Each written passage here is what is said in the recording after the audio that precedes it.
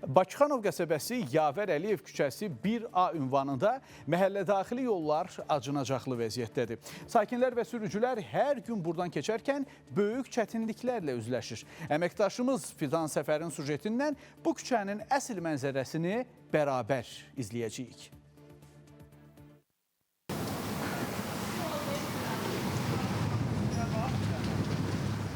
Qara-Qarayevdən Bakıxanov istiqamətinə gedən əsas marşrut xətti məhz bu küçədən keçir. Yolun vəziyyəti həm sürücüləri, həm də sakinləri çətin vəziyyətə qoyur. Sürücülər hər dəfə bu yolda hərəkət edəndə təhlükə ilə üz-üzə qalır, avtobusların alt hissəsi isə çuxurlara dəyir.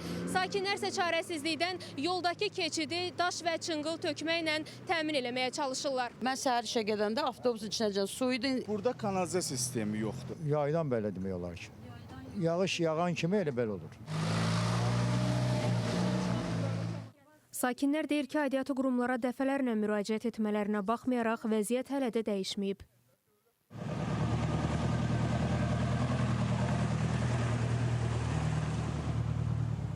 Birinci gün döre bu. 5 ayda, 6 ayda pastayını belə olur. 4 tane maaşı yok, işlere hiç kim bakmır. Oradan görürsünüz turba atmışam.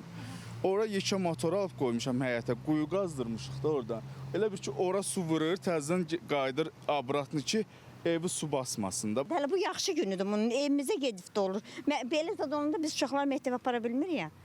Batırlar düz evin içinə dolu. Pilləkəndən düşüb uşaqlar məktəbə apara bilmirik.